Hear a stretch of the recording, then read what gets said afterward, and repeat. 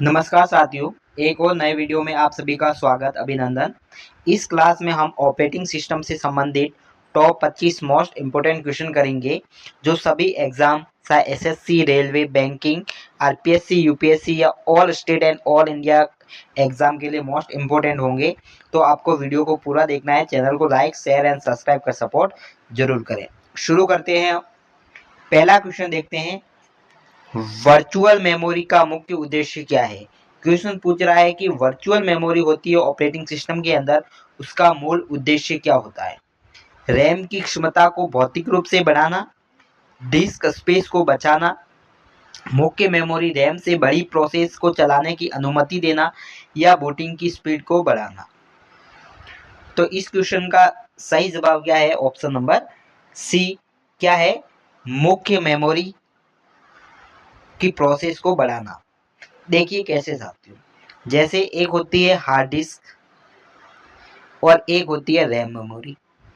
Hard disk क्या करती है? परमानेंट डेटा को चलाती है। और रैम मेमोरी जो क्या करती है? डेटा को प्रोसेस करने का कार्य करती है। तो माना कि आपके पास कोई 16 GB स्पेस वाला कोई एक प्रोग्राम आया, ठीक है, लेकिन प्रोसेस करने के लिए आपके पास जो रैम की क्षमता है वो 12 GB ही है, ठीक है। और ये रही हार्ड डिस्क। तो ये हार्ड डिस्क तो कभी डेटा को या प्रोग्राम को प्रोसेस कर नहीं सकती, ये स्टोरेज के लिए है। तो आपको ये प्रोग्राम प्रोसेस करने के लिए 16 GB स्पेस चाहिएगा। तो आप क्या करोगे? एक वर्चुअल मेमोरी बनाओगे, वो भी किसके अंदर? हार्ड डिस्क के अंदर। हार्ड डिस्क के अंदर एक वर्चुअल मेमोरी बनाओगे, कितनी? 4 GB की, ठीक है। वो क्या करेगी? एक रैम की तरह प्रोसेस करेगी। और जो आपने वर्चुअल मेमोरी बनाई 4 GB plus 12 GB RAM space मिलके कितना हो जाएगा? 16 GB स्पेस हो जाएगा। और ये 16 GB का प्रोग्राम आपका रन हो जाएगा, प्रोसेस हो जाएगा। इसलिए वर्चुअल मेमोरी बनाई जाती है जो हार्ड डिस्क के अंदर रैम की तरह कार्य करेगी। तो ऑप्शन क्या है? मुख्य मेमोरी रैम से बड़ी प्रोसेस को चलाने की अनुमति देना। आई होप समझ में आ गया होगा क्वेश्चन। मोस्ट पावरफुल 25 क्वेश्चन है इस वीडियो में, बहुत ध्यान से पढ़ना, एग्जाम के लिए मोस्ट इंपोर्टेंट क्वेश्चन है। अब बढ़ते हैं नेक्स्ट क्वेश्चन की ओर। नेक्स्ट क्वेश्चन दूसरा है, निम्नलिखित में से कौन सा शेड्यूलिंग एल्गोरिथम कॉनवॉय इफेक्ट से ग्रसित हो सकता है। ऑप्शन है round robin, first come first served, shortest job first या प्रोबेबिलिटी शेड्यूलिंग। तो इस क्वेश्चन का सही आंसर क्या हो जाएगा? Option number B, first come first serve क्या हो सकता है? कॉनवे इफेक्ट से ग्रसित हो सकता है, ठीक है। और अब देखना ये कॉनवे इफेक्ट होता क्या है साथियों। कॉनवे इफेक्ट क्या होता है? ऑपरेटिंग सीपीयू के सीपीयू शेड्यूलिंग में कॉनवे इफेक्ट साथियों एक ऐसी स्थिति है जहां कई छोटे छोटे प्रोसेस को एक बहुत बड़े प्रोसेस, लॉन्ग प्रोसेस के सीपीयू छोड़ने तक लंबा लंबा इंतजार करना पड़ेगा। साथियों इस क्वेश्चन में राइट आंसर क्या है? Option number B, first come first serve. इसका मतलब क्या है? जो प्रोसेस पहले सीपीयू के पास आएगी वो पहले प्रोसेस होगी। लेकिन माना कि एक प्रोग्राम है आपके पास 16 GB, दूसरा है 2 GB, तीसरा है आपके पास 5 GB और चौथा है 1 GB। फर्स्ट आया 16 GB तो इसको समय ज्यादा लगेगा। सेकंड 2 GB है, उसको समय कम लगेगा। लेकिन वापस पांचवा आएगा, उसको भी ज्यादा समय लगेगा। और 1 GB छोटा प्रोसेस है, लेकिन इस बड़े प्रोग्रामों के टाइम कन्फ्यूजन को लेके इसे लंबा इंतजार करना पड़ सकता है। इसे कहते हैं कॉनवे इफेक्ट। इसमें कौन सी एल्गोरिथम हो सकती है? फर्स्ट कम सर्व, फर्स्ट सर्व मतलब जो पहले आएगी, जो पहले प्राप्त करेगी, इसमें छोटी प्रोसेस को लंबा इंतजार करने का। आई होप ये क्वेश्चन भी आपको समझ में आ गया होगा। नेक्स्ट क्वेश्चन देखते हैं। तीसरा क्वेश्चन है, पेजिंग में फिजिकल रैम को छोटे छोटे फिक्स्ड साइज ब्लॉक में विभाजित किया जाता है, जिन्हें हम क्या कहते हैं। बहुत ही प्यारा क्वेश्चन। पेजिंग कॉन्सेप्ट होता है, उसके अंदर मेमोरी जो रैम होती है उसे छोटे छोटे फिक्स्ड साइज के ब्लॉक में बांटा जाता है। 1 GB, 2 GB, 1 GB। तो इसे विभाजित कर देते हैं, इसे हम क्या कहते हैं? पेजेस फ्रेम, सेगमेंट या पैकेट्स। तो साथियों इस क्वेश्चन का राइट आंसर क्या है? ऑप्शन नंबर बी से हम फ्रेम कहते हैं। क्या कहते हैं?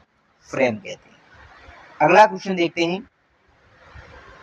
चौथा क्वेश्चन है, ऑपरेटिंग सिस्टम में डेडलॉक की स्थिति को रोकने के लिए किस एल्गोरिदम का उपयोग करते हैं?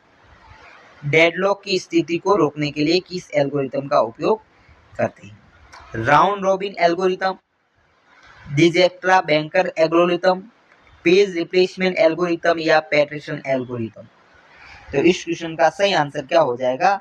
Option number B, Dijkstra banker algorithm में बैंकर्स में डेडलॉक की स्थिति को रोकने के लिए इस एल्गोरिदम का उपयोग करते हैं।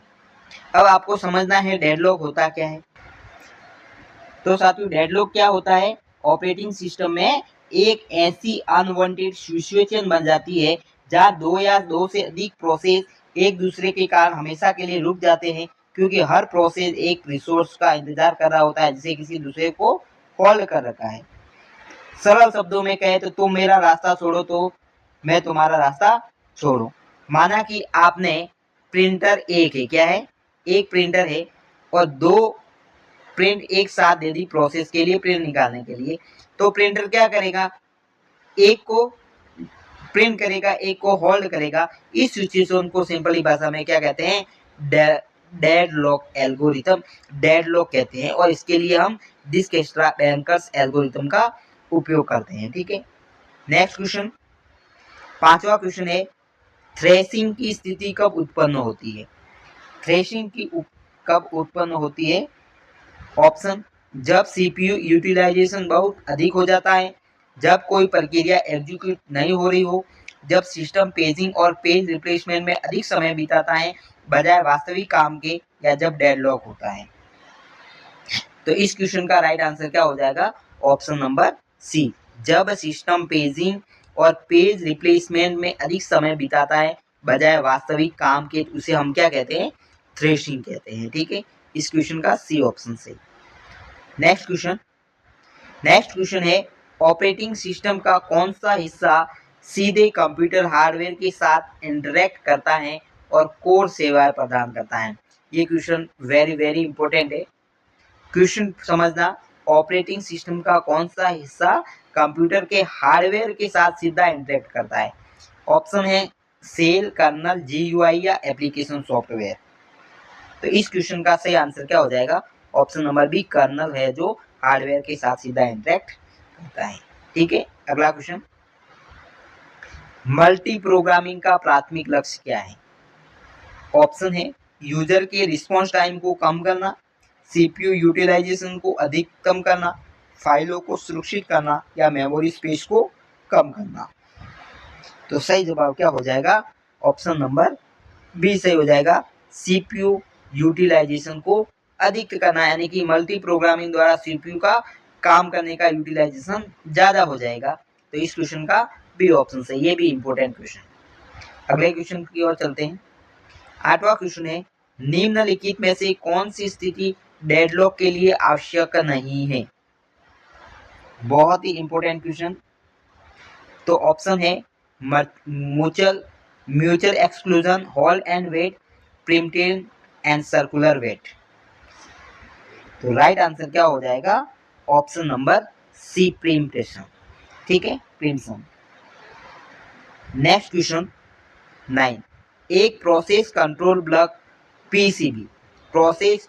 ब्लॉक पीसीबी में निम्नलिखित में से कौन सी जानकारी नहीं होती है? Process state, CPU register, program counter या डेस्कटॉप वॉलपेपर पाथ। तो सही जवाब क्या हो जाएगा? Option number D, PCB process control block के अंदर डेस्कटॉप वॉलपेपर पाथ नहीं होती है, ये जानकारी ऑप्शन नंबर डी सही हो जाएगा। नेक्स्ट क्वेश्चन, जब प्रोसेस को अपनी वर्तमान स्थिति से हटाकर दूसरे प्रोसेस को सीपीयू को सौंपा जाता है, तो इस प्रक्रिया को हम क्या कहते हैं? यानी कि क्या है, वर्तमान स्थिति से हटाकर दूसरे प्रोसेस को सीपीयू को सौंपा जाता है। जैसे एक प्रोसेस कंप्लीट हुआ तो दूसरा नया प्रोसेस सीपीयू को हम प्रोवाइड करेंगे, उसे क्या कहते हैं? थ्रेडिंग, कॉन्टेक्स्ट स्विचिंग, पेजिंग या स्पूलिंग। तो सही जवाब क्या हो जाएगा इसका? ऑप्शन नंबर बी, इसे हम कॉन्टैक्ट स्विचिंग कहते हैं। क्या कहते हैं? Contact switching. नेक्स्ट क्वेश्चन, बेलेंडी विसंगति किस पेज रिप्लेसमेंट एल्गोरिथम में देखी जा सकती है? ऑप्शन है LRU, list recently used, optimal page replacement, FIFO, first in first out, या LIFO, last in first out. तो सही जवाब क्या हो जाएगा? Option number C, FIFO, first in first out में हम बेलेंडी विसंगति को देख सकते हैं। ठीक है साथियों, बेलेंडी की विसंगति होती क्या है?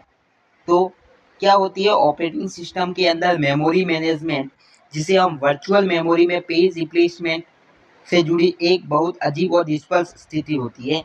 यदि कंप्यूटर की रैम बढ़ा दो, यानी पेज फ्रेम की संख्या बढ़ा दें, तो पेज फॉल्ट कम होने चाहिए, लेकिन बेलेंडी की स्थिति इसका बिल्कुल उल्टा होता है। जब कुछ विशिष्ट पेज रिप्रेजेंटिंग के लिए पेज फ्रेम्स की संख्या बढ़ाने पर पेज फॉल्ट की संख्या घटने की बजाय बढ़ जाती है, उस स्थिति को हम क्या कहते हैं? बेलेंडी की विसंगति।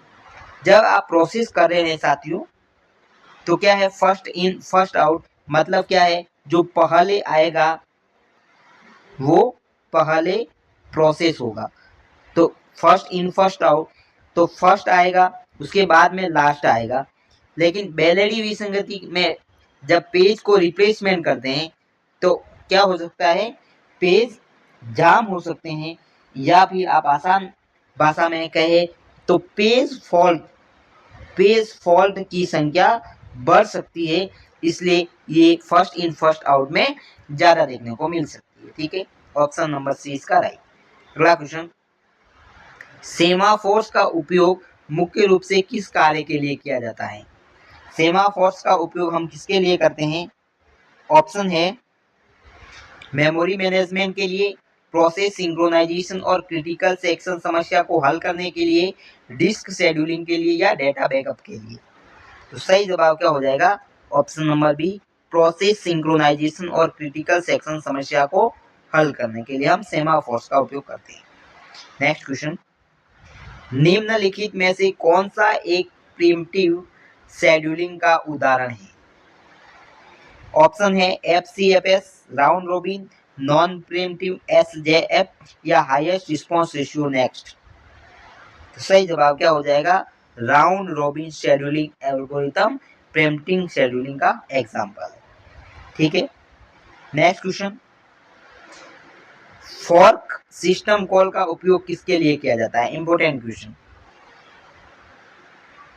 ऑप्शन है नया प्रोसेस बनाने के लिए, किसी प्रोसेस को रोकने के लिए, फाइल को डिलीट करने के लिए, या कंप्यूटर को शट डाउन करने के लिए। तो फॉर्क सिस्टम कॉल का उपयोग हम एक नया प्रोसेस बनाने के लिए करते हैं। राइट आंसर क्या हो जाएगा? Option number A. अगला क्वेश्चन, क्रिटिकल सेक्शन क्या होता है? तो क्रिटिकल सेक्शन क्या होता है? ऑप्शन है कोड का वह भाग जहां केवल एक समय में एक ही प्रोसेस साझा संसाधनों को एक्सेस कर सकता है, ऑपरेटिंग सिस्टम की बूटिंग एरिया, डेडलॉक की स्थिति, या वह शानदार एरर मैसेजेस होते हैं। तो साथियों, क्रिटिकल सेक्शन होती है जब कोड का वह भाग जो केवल एक समय में एक ही प्रोसेस साझा संसाधनों को एक्सेस कर सकता है, तो वहां पर क्रिटिकल सेक्शन की समस्या होती है। तो option number A is right. Next question, spooling का सबसे आम उदाहरण कौन सा है? ऑप्शन है गेम खेलना, प्रिंट बफरिंग के या प्रिंट जॉब्स को कतार में रखना, इंटरनेट से फाइल डाउनलोड करना, या डिस्क को फॉर्मेट करना। तो सही जवाब क्या हो जाएगा? Option number B, print buffering की समस्या स्पूलिंग का उदाहरण है। ठीक है, नेक्स्ट क्वेश्चन, इंटरनल फ्रेगमेंटेशन की समस्या मुख्य रूप से किसमें होती है? ऑप्शन है वेरिएबल साइज पार्टीशनिंग में, फिक्स्ड साइज पार्टीशनिंग में, या सेगमेंटेशन में, या वर्चुअल मेमोरी में। तो राइट आंसर क्या हो जाएगा? Option number B, fixed size partition में। ठीक है, ऑप्शन नंबर बी इसका राइट हो जाएगा। अगला क्वेश्चन, रेस कंडीशन को रोकने के लिए किस शर्त का पूरा होना आवश्यक है? रेस कंडीशन का मतलब प्रोसेस प्राप्त करने के लिए रेस लगी हुई है, तो उसे कौन सी शर्त को होना जरूरी है? केवल म्यूचुअल एक्सक्लूजन, या mutual exclusion process and bounded waiting, केवल बाउंडेड वेटिंग, या अधिकतम रेट। तो सही जवाब क्या हो जाएगा? Option number B, mutual exclusion process and progress and bounded waiting. Next question, Linux किस प्रकार का ऑपरेटिंग सिस्टम है? इंपॉर्टेंट क्वेश्चन है, एग्जाम में पूछा जाता है।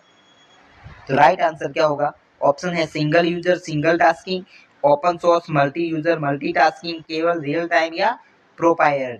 तो ऑप्शन नंबर बी सही हो जाएगा, open source multi user multitask.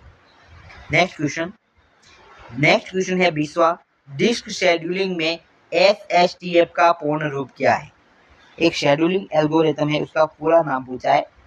Option है shortest seek time first, shared sector task first, system standard time a function, shortest segment transfer format. तो सही जवाब क्या है? Option number A, shortest seek time first. अगला क्वेश्चन देखते हैं। अगला क्वेश्चन है, जब कोई पेज मुख्य मेमोरी रैम में नहीं मिलता है तो उसे क्या कहा जाता है? कोई पेज है वो रैम में है ही नहीं उपलब्ध, उसे हम क्या कहते हैं? Page hit, page fault, page error या पेज डर्टी। तो सही जवाब क्या हो जाएगा? ऑप्शन नंबर बी, इसे हम पेज फॉल्ट कहते हैं। क्या कहते हैं? Page fault. Next question, ready queue में से किसी प्रोसेस को चुनकर सीपीयू को सौंपने का काम किसके द्वारा है? बहुत ही अच्छा क्वेश्चन। क्या है साथियों? वो ऑपरेटिंग सिस्टम की प्रोसेसिंग की 5 स्टेप्स होती है। सबसे पहली होती है न्यू, दूसरी होती है रेडी, तीसरी होती है क्या होती है? Running, waiting and terminated. ठीक है, तो ये कह रहा है कि रेडी क्यू में, रेडी क्यू का मतलब होता है प्रोसेस रैम के अंदर है। ठीक है, उसे प्रोसेस के लिए कहाँ भेजना है? सीपीयू के पास। तो कौन काम करता है? Long term scheduler, short term scheduler, medium term scheduler या डिवाइस ड्राइवर। तो सही आंसर क्या हो जाएगा? इस क्वेश्चन का आंसर बी सही हो जाएगा। शॉर्ट टर्म शेड्यूलर का कार्य होता है रैम से सीपीयू के पास प्रोसेस के लिए भेजना।